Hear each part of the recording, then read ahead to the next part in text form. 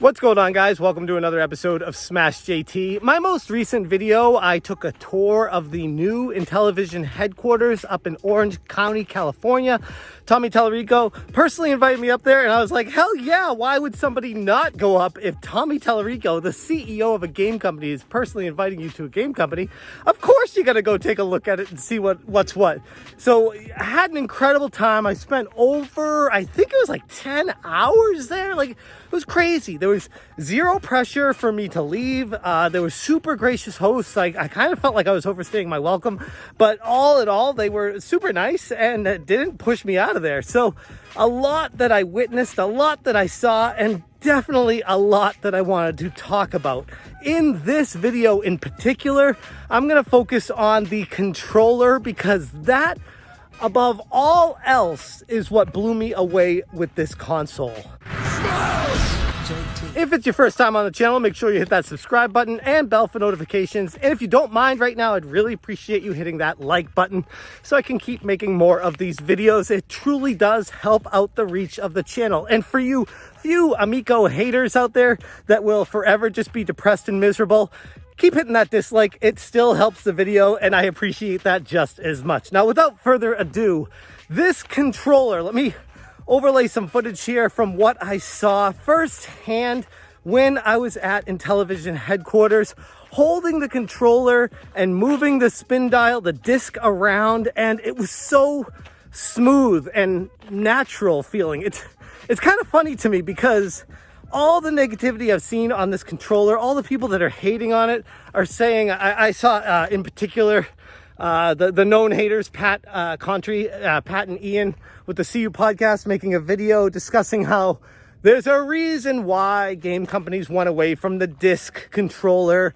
and how it doesn't work very well. It never did, and it was a bad idea from the start. And I was like, you know what? That's actually an interesting theory. I wonder how that plays out in reality when you have updated technology, updated specs, controllers, quality, everything that they put into it with the gyro controller, the spin dial, everything that it can do, the pressure sensitivity, the controller buttons and how they're concave. They're shaped like your finger instead of bubbled out. So it feels so comfortable when you're holding the controller in your hand.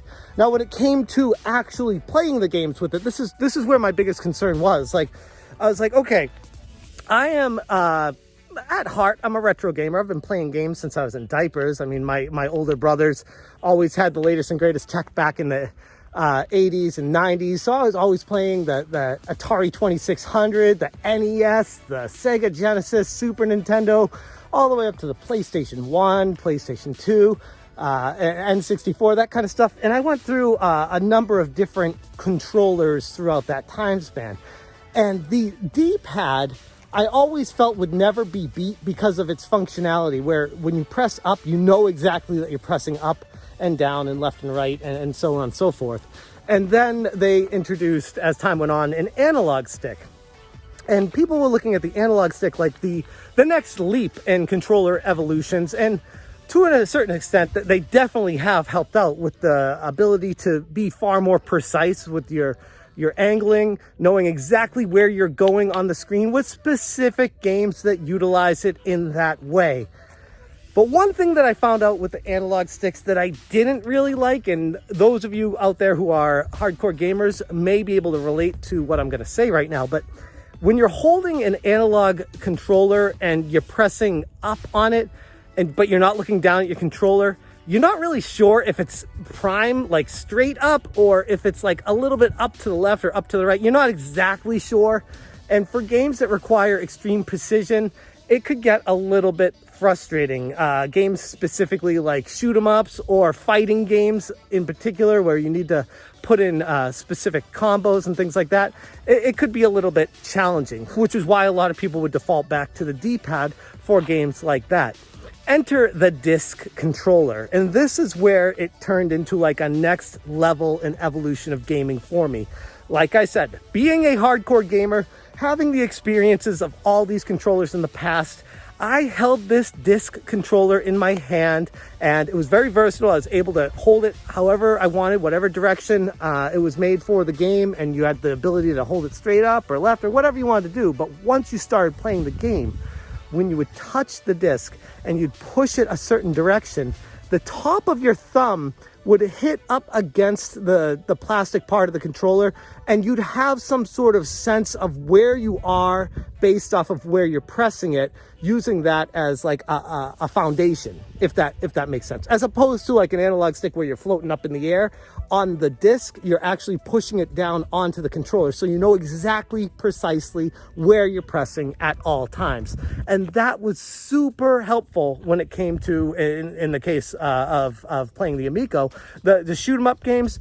Actually, I was every single game. I was like, oh my god, I feel so fluent. Like I was moving around with Shark and the fish, and everywhere I pressed, it felt like the fish was floating exactly like I wanted it to, as opposed to kind of being a little bit off because I didn't know exactly where I was relative to the straight up and down and left and right of a controller with an analog stick. So initially, when I first held this disc controller in my hand, I had plenty of doubts. But then when I started playing the games, that's what the funniest part about all this. I keep going back to like the haters that are so angry for some reason at this Amico console. They're so mad at Tommy. There's so much pent up aggression against it. And I'm like, okay, I get it. You want those hate clicks. You want the frustration to come out. You want people to join in your revolution of hatred, I guess.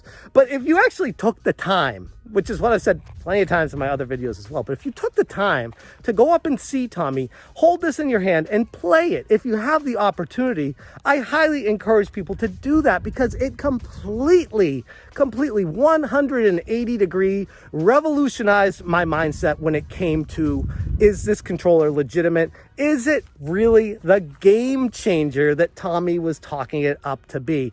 Not to mention the lighting on it and the interactivity with it and the potential uses for this controller in the future, which I did talk to Tommy about, but I'm not going to speak to in this, just because there's some things on the drawing board that I'm not at liberty to talk about right now. But there are very exciting potential possibility future uses with the controller and things coming from the Amico in the future in regards to the controller.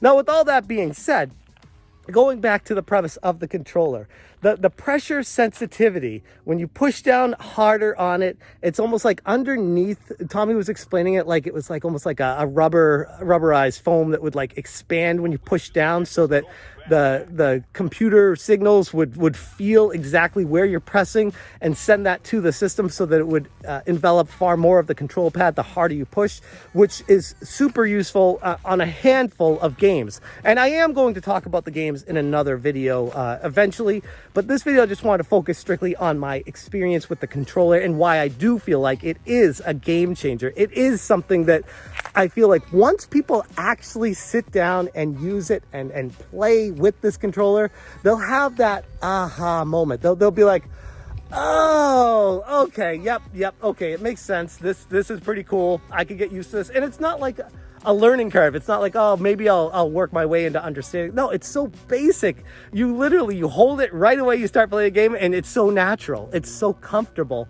It doesn't. I'll be honest. Like, it doesn't look like much when you're so used to all the other controllers.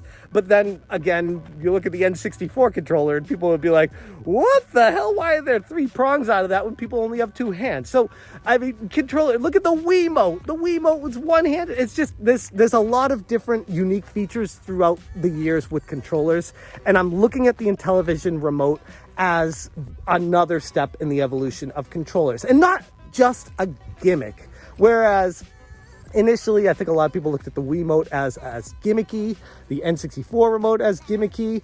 But I mean, there are even people that looked at the PS1 when they added the analog sticks as gimmicky. Like, that's what happens. And if it sticks, it sticks. And if it doesn't, then it goes away and doesn't come back. But with this, the disc controller, I feel like it went away, and then the game companies just forgot about it and never bothered to update the tech with it to the modern era.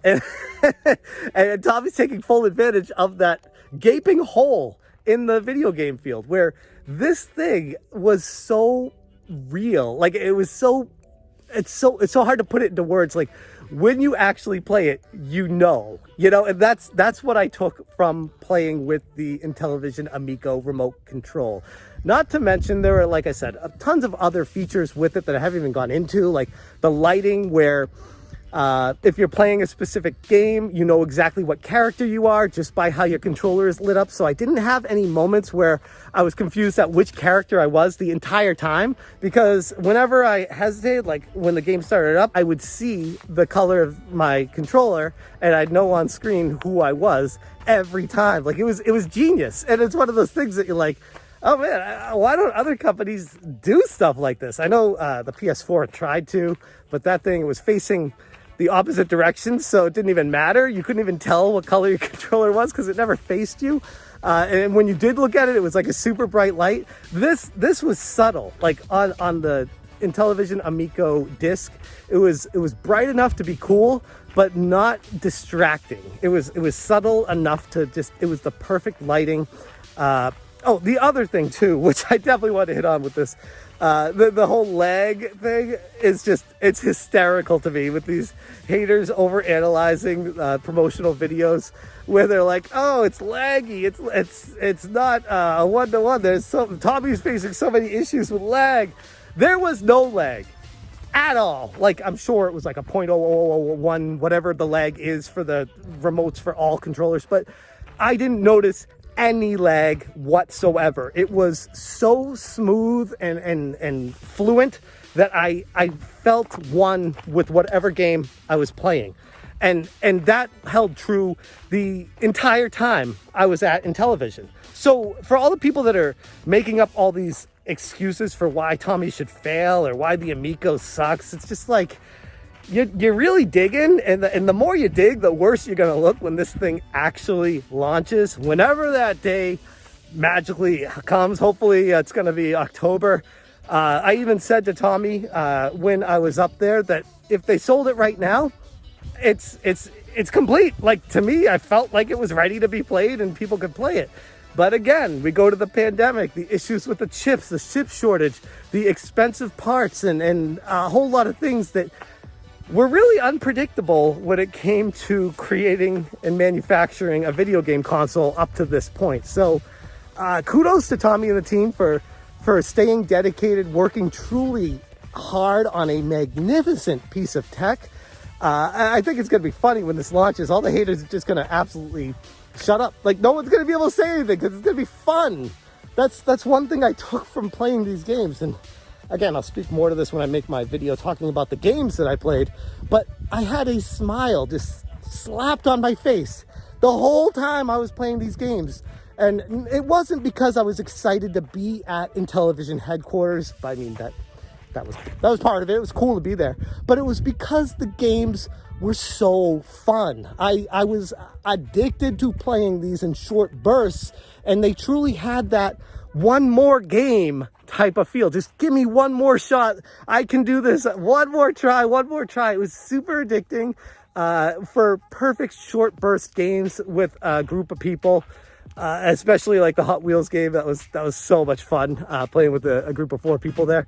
So there are a lot of really positive things that I took from the controllers.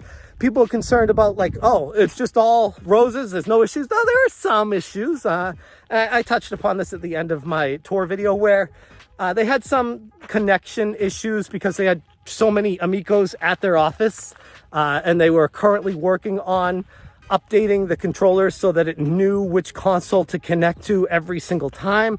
They were having some issues where some of the controllers were connecting to the wrong console, which, I mean, that's kind of understandable if you have a whole bunch of Amicos and they're all on and they're all being tested to make sure that the remotes are connecting to the proper one. These are things that, like I said, it could sell today and then they could patch that out in a future update. So it's not a huge deal, but it's something that I did notice.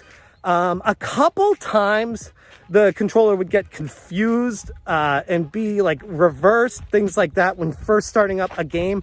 But it was so infrequent that I didn't even make a big deal out of it. I could understand why Tommy was joking about that in previous videos about the controls being backwards on Finnegan Fox, but that wasn't happening with us. There were a couple times they loaded it up and it wasn't, the controller was loaded the opposite way, but then they just reset it and it would work. So it's not like it was a persistent issue that happened every single time. It was something that they're, again, working on patching out to make sure it never happens. There were so many things coming from the mind of someone who's formerly worked as a QA game tester at Sony, who witnessed firsthand, where I'm like, yeah, this is all basic bugs that happen with a new game console. And people who are hating on this thing clearly have never worked in the video game industry. They look at something and just expect it to just release, launch right away, and have no issues. I guess Nintendo has conditioned people to feel that way about gaming, because they just surprise people with a brand new console out of the blue, but they don't tell people about the decade worth of efforts and R&D that they put into it leading up to that point. They just want to surprise and amaze people right away with a console. And that's not what Tommy's doing, because Tommy's a little guy. He needs to let people know along the way so they get excited about it. But when you do that early, people are going to find out, oh, there's some little thing wrong with it. Let's make a mountain out of a molehill with this thing, instead of saying, yeah, it's a new console. You're going to have some issues with it. It's cool. You're working on it. You got a full team of people. You guys are heavily invested in making sure this thing comes to fruition. And I have zero doubts about when this thing launches that it is going to be a hit. And I truly mean that. So with that being said, I'm going to leave it there. But my impressions of this Intellivision Amico controller, which was probably my biggest concern going into the console, is now the biggest thing that I'm hyped about in general. So take that for what it's worth. I'm going to leave the video right there. Thank you guys so much for watching. And as always, you stay smashing.